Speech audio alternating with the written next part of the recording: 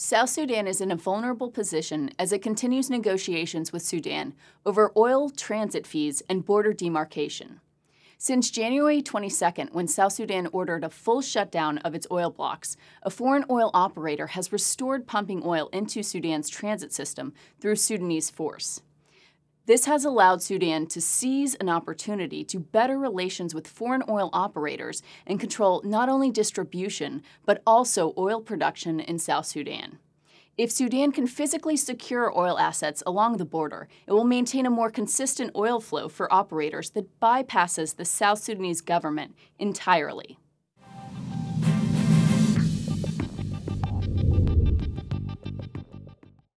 Just under a month after ordering the oil shutdown, South Sudan has confirmed losing control over some of their eastern oil wells located in Upper Nile State.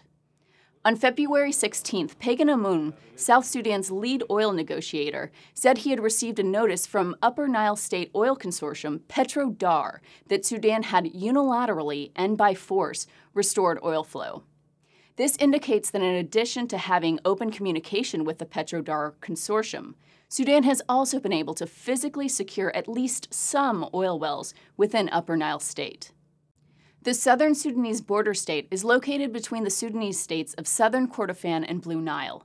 Its borders are defined but not finalized through the Comprehensive Peace Agreement, or CPA. The document that since 2005 has served as the forum for Sudanese negotiations and allowed for the July 2011 independence of South Sudan. Petroleum is the oil operator for Blocks 3 and 7, whose majority shareholders are Chinese CNPC and Malaysian Petronas. These blocks represent the current majority of South Sudanese oil production, producing an estimated 270,000 barrels per day of medium-grade dark crude.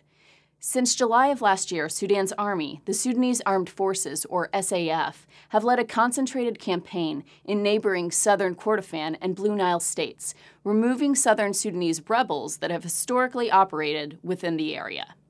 As negotiations continue, provocative military positioning within this oil-rich border region will continue as the SAF maneuver to solidify their control over these oil assets and consider others. With global oil tension rising, a return to steady oil flow is the primary objective of foreign oil consortiums operating within Sudan. However, since December, the Sudans have had increasingly uncooperative joint oil operations and negotiations.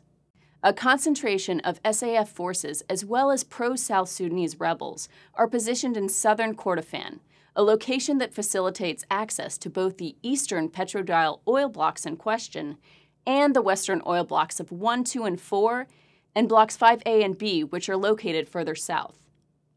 While the eastern Petroleum blocks are particularly exposed to Sudan, penetrating oil assets further south will be hard for Sudan to accomplish, as that entails confronting UN Ethiopian peacekeepers in Abyei, where pipelines for western oil blocks join before exporting through Sudan.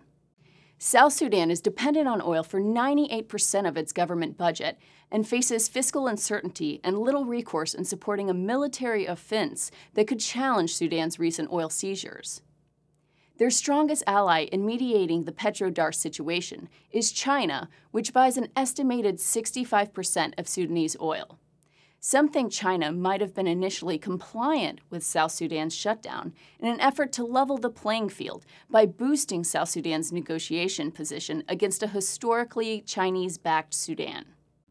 This idea supports the notion that a final agreement on oil tariffs could have at one point been near. However, on February 21st, South Sudan called for the expulsion of the Chinese president of Petroleum, signaling that their relationship with China may be more complicated. But as South Sudan reviews its oil contracts and implements new oil auditing programs, Sudan stands ready to work with China and other oil producers in restoring oil flow. As negotiations continue with halted oil operations, South Sudan's risks increase as Sudan's opportunities to capitalize grow.